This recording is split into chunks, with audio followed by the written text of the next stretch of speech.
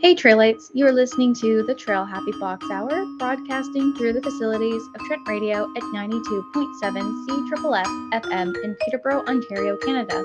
My name is Amanda Owen, and today we're going to be chatting with the Canadian Mental Health Association.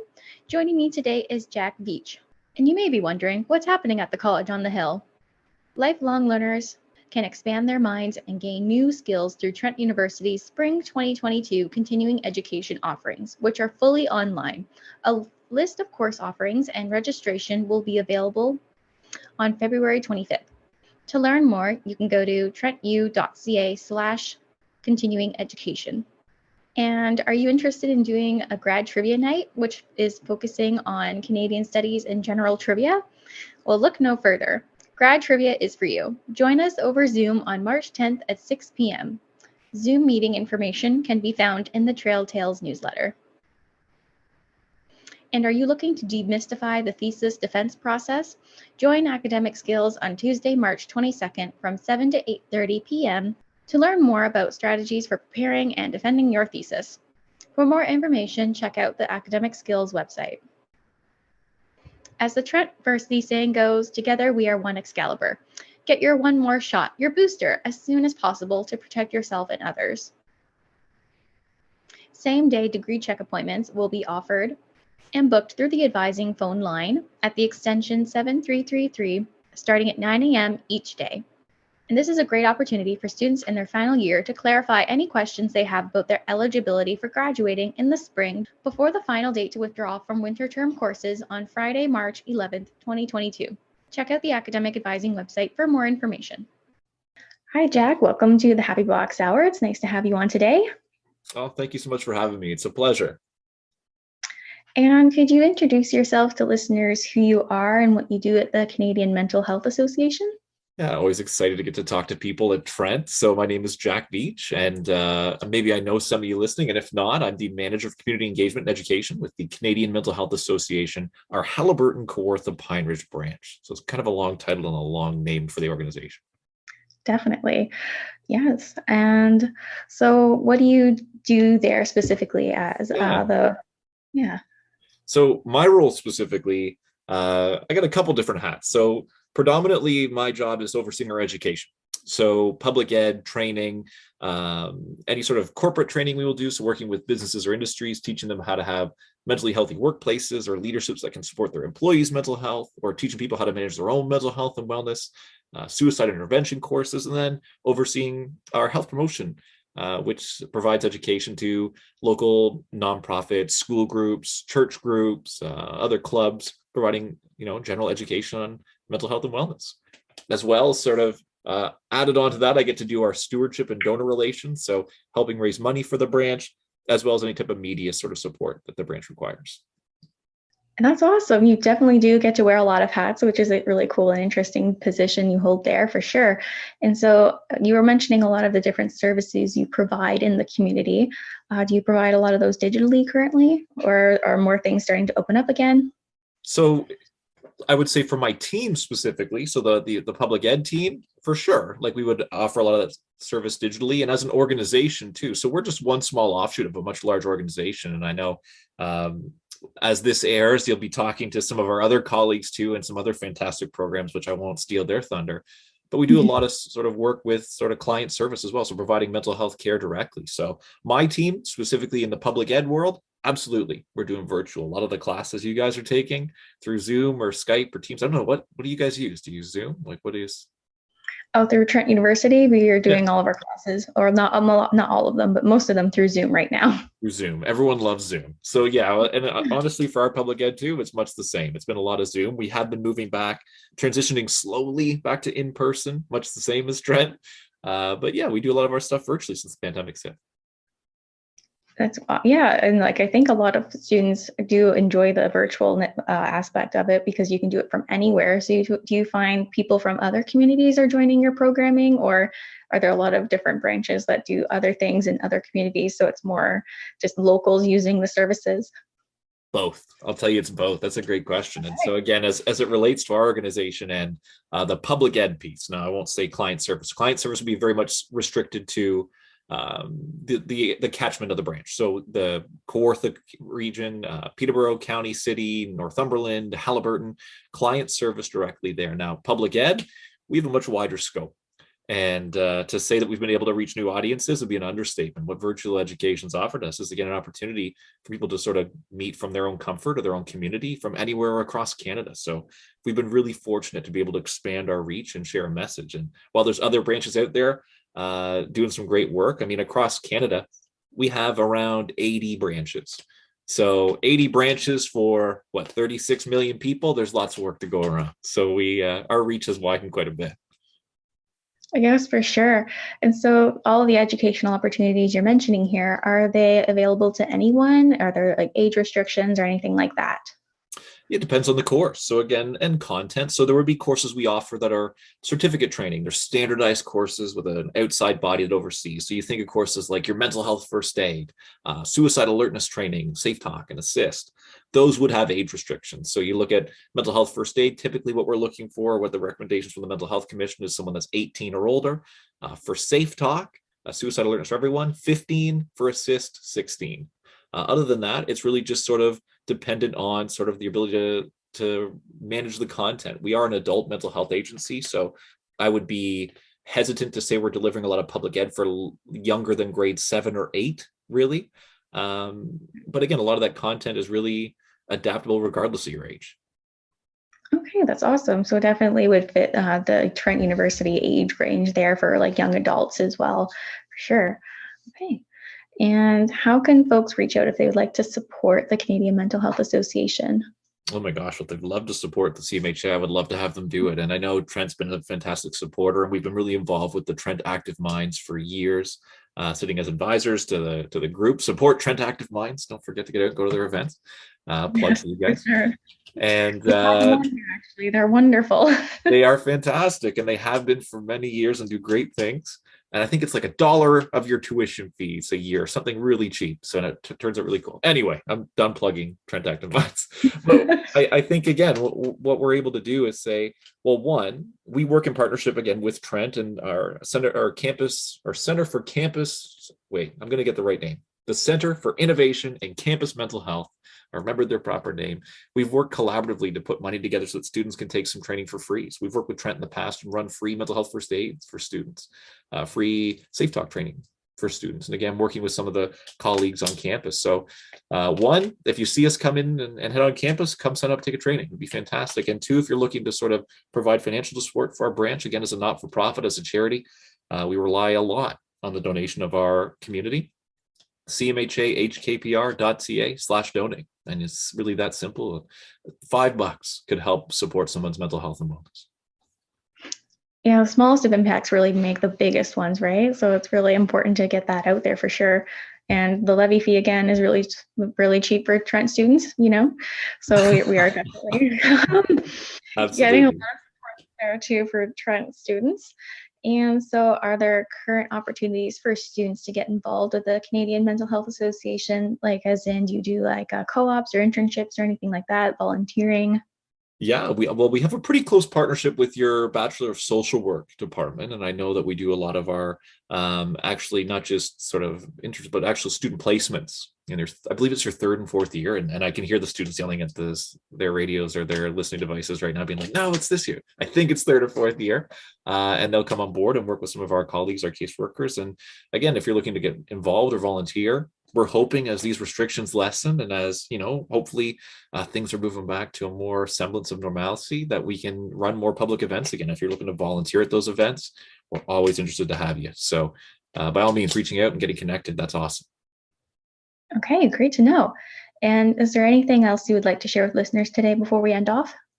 I mean, I don't know. I'm so thankful that I have the opportunity to get here and promote the branch and the services we offer in public ed. And just a reminder again to students that I'm so glad to know that you're here, you're listening, and I hope you're focusing on your mental health and wellness. And whatever you do to be well, I hope you're doing it now. And don't forget, if you ever need the support of CMHA, 24/7, 4-county crisis, no fee, no cost. You can call and speak to a trained professional, or come on down to 466 George Street, Monday through Friday, 9 to 5, and get connected. Don't need a specialty referral or physician referral.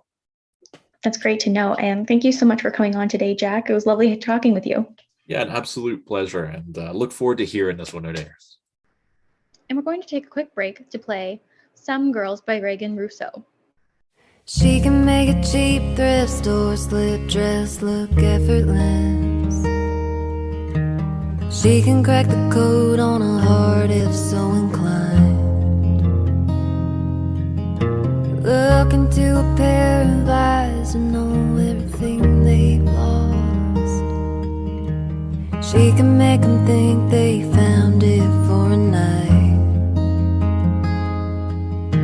There's girls that men take home, and then there's girls they make a home with. Girls that men make love to, and there's girls that make men love them. Some girls are hurricanes, some calm the storm. Some girls give everything, wind up with nothing at all. Daddy always warned her, Mama nods her head. The kind of girl you are is the kind of man you get. Someone should have told her good girls don't get lonely, missing all the fun tucked in at home. She wants a different ceiling every other morning.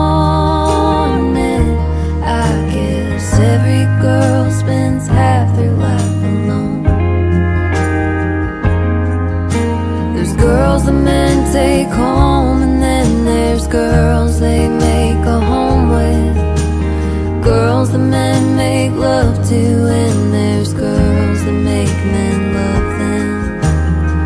Some girls are hurricanes, some calm the storm. Some girls give everything, wind up with nothing at all. Daddy always warned her, Mama nods her head. The kind of girl you are is the kind of man you get. She can never tell her nightmares from her daydreams. The good and the bad all blur when nights get long. Oh, she never can admit it when it's over. Over means it meant she was wrong. There's girls that men take home, and then there's girls they make a home with. Girls that men make love to, and there's girls that make men love them. Some girls are hurricanes, some calm the storm. Some girls give everything, wind up with nothing at all. Daddy always warned her, Mama nods her head. The kind of girl you are is the kind of man you get.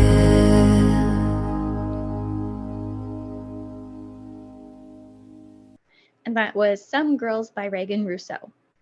Thanks, Amanda. If you're just joining us, we are the Traill Happy Box Hour, and you're listening to the Grad Student Podcasts. My name is Meghan Ward, and joining me today is Will. Will, do you want to take a minute and introduce yourself?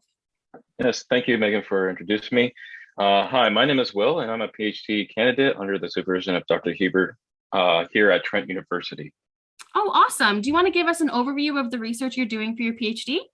Yeah, sure. So in Dr. Huber's lab, we use a microbe called Dictyostelium discoideum to study cellular and biological processes associated to a brain disease called Ban disease. So in my research, I study certain genes and how it impact processes within the cell.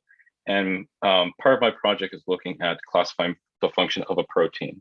Okay, so you mentioned you sort of study Batten's disease generally. What is Batten's disease for someone who's never heard of it before? Yeah, so Ban disease is an incurable disease that causes neurodegeneration. So what that is just a progressive loss of the function or the structure of neurons, in which leads to poor brain function. And basically patients with Batten disease manifest clinical symptoms such as seizures, impairments to their vision, and then not only that, but there's poor cognitive and motor function, and to the worst extent, they suffer from premature death from there. So what causes Batten's disease? Is there something specifically that causes it, or do we even know what causes it? Yeah, so at least from current literature, Batten disease is caused by genetic mutations in one of the 13 genes, and they're called cerebral lipofuscinosis neuronal genes, in short, just CLN genes. Hey there, if you're just tuning in, you're listening to the Traill Happy Box Hour, broadcasting through the facilities of Trent Radio at 92.7 CFFF FM in Peterborough, Ontario, Canada. Interesting. Okay. So you mentioned you're using dictyostelium, but you're studying a disease that humans have. So why are you using dictyostelium if you're studying something that affects humans? Yeah, so that's absolutely a great question. So the reason why I'm using dictyostelium is it comes in three reasons. One being that as there are 13 genes associated to Batten disease, it would be optimal to have an organism that you're studying to have all 13 genes. But in most cases, that's usually hard to find when you're working with these lower models. With dictyostelium, on the other hand, it encodes in total 11 out of the 13 genes, which is the most compared to most organisms to study this kind of disease. And working with dictyostelium, it's the only lower eukaryote that encodes a CLN5 similar gene, which is the gene that I study. And lastly, but more importantly, it has processes that are conserved between like humans versus this microbe. So what it does for us is that what we figure out in this microbe, we can translate it to other systems like human cells, so that eventually it would lead to kind of like therapeutic development. Right. That's so interesting. So despite the fact that you're studying a microbe, it's actually related enough to humans that your research still applies to us, even though you don't use us as subjects. Exactly, right. So it helps us get around with the whole ethics and expedite the timeline. And not only that, but it's a really fast cell model that we can produce a lot of data in such a short time compared to actually working with human cells. Right. Oh, that's so interesting. So going back to sort of the overview you mentioned of your PhD, why are lysosomes important and what are their function in all of this? Yeah, so to put in simple, a lysosome is like a stomach for the cell. So it's an organelle that breaks down like macromolecules like proteins, lipids, and carbohydrates, and just basically converts it into smaller components. So these organelles are so important in the cell because it plays a role in nutrient conversion and all that stuff. And another aspect of it, they also play a role in combating against infections, like degrading like bacteria, and all of those sorts of biological processes as well. So it's quite an integral organelle within the cell. Right. That's so interesting. So one part plays such an intense role. Oh, yeah. If we're looking at your or your PhD sort of from a whole, what are the overall goals? I know you're using a microbe, but you're studying human diseases. So do you have one big goal involving all of that, or are your goals sort of smaller depending on what you're researching at the time? So currently it comes in three forms, but it does have an overarching goal in the end. So the first goal of my research is more or less kind of understanding how certain patient mutations result in these aberrant changes in these I want to restart that part. Yeah, no worries. So when we go back and look at your PhD sort of as a whole, I know you're studying microbes, you're also studying human diseases. So what are your overall goals? Do you have goals that relate more to specific questions, or do you have something that's sort of overarching? Yeah, so that's absolutely a great question. So I do have specific goals I want to achieve in my PhD, but in the end, there's a big goal that I want to try to aim for. So one of these goals is to understand how certain patient mutations lead to these aberrant changes, that in particular to the gene that I'm studying.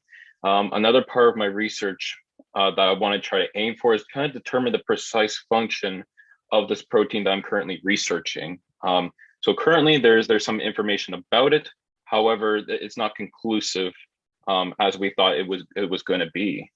So, and then one of my small goals is also to understand how this dysfunctionality occurs in terms of a kind of like a chicken and the egg story, where is it the processes that become kind of weak that leads to the disease, or the other way around kind of thing. So that's kind of one of the kind of big picture goals that I want to aim for. And then overall, my overarching goal is to provide basically knowledge for other researchers in this field that'll help aid the development of a therapeutic method to combat or even cure Batten disease. Right. And sort of just an aside question, can anyone of any age get Batten's disease, or is it specific to different populations? Yeah, so any age could get it. In fact, it's children are the ones that are mostly affected by Batten disease. But there's all the other variants of it coming in the forms of congenital to adulthood as well. So the of how it's caused is certainly linked to certain genes, but in terms of how it progresses over time, that has still yet to be kind of further investigated. Oh, wow. So there's still a whole bunch of research that needs to go on for this disease then. Oh, yes. Oh, wow. So that's pretty cool. A lot of the research you're doing sounds very novel. It sounds like it's sort of just out of the gate research that we're learning about this disease. Yeah. So hopefully, like many research, it does pan out and make an impact to the community. So yeah. Oh, yeah. I'm sure it will. It sounds like very important research. So to just sort of finish up, one of my favorite questions that I like to ask researchers is, what has been the best part of your research so far? Yeah, so that's actually quite the question. So if I had to pick one of the best parts, I have to pick my supervisor. So Dr. Huber is an amazing PI because he is really flexible with his students' ideas, as long as there's some kind of rationale behind it. He is also really approachable and always makes time for his students, which I believe is quite an essential thing when you're doing stuff in research, to have that kind of interaction with your PI. And lastly, he's really passionate. He's a really passionate researcher, as he lead by example and is really hardworking, which is something I really admire in a person. So I kind of want to mirror that trait. And to be honest, I really like that part of research where hard work does really pay off and people get to see your work online kind of thing. So yeah. And I think having a mentor, like especially being your PI, being the main person leading the research, it's so like inspiring to see them doing their own research and then your research kind of tagging along. It's always very cool. Yeah, no, I absolutely love that aspect, and the whole idea of research kind of being like an entrepreneurship. I find it quite a lot of fun. So yeah, no, I totally agree.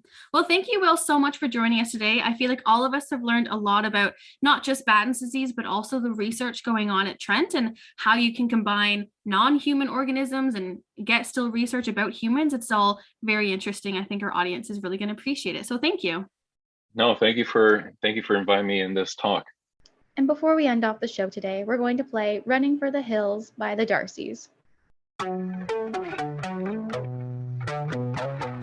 I've been watching the sunrise over the city skyline, waiting on the news to arrive. I'm losing count of all the times I went searching for a sign at the bottom of a bottle of wine. I'm running for the hills. I'm running to forget my past. I'm running for the hills. I'm running and I'm looking back. I've been chasing the bright lights, not sure what I might find. Hanging on the edge of this knife, I got more enemies than I'd like. So I'm trading in this life before I lose my chance to make it right. I'm running for the hills. I'm running to forget my past. I'm running for the hills.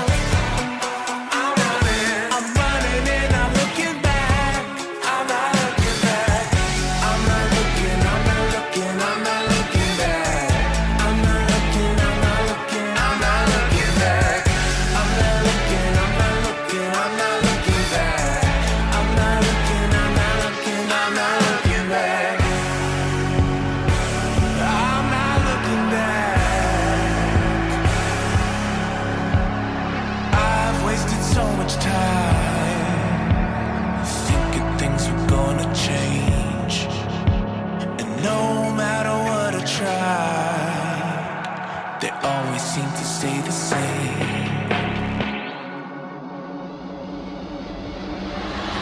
I'm running for the hills. I'm running to forget my past. I'm running for the hills. I'm running and not looking back. I'm not looking back. I'm not looking back. I'm not looking back. I'm not looking back. I'm not looking back. I'm not looking back. I'm not looking back. I'm not looking back. I'm not looking back.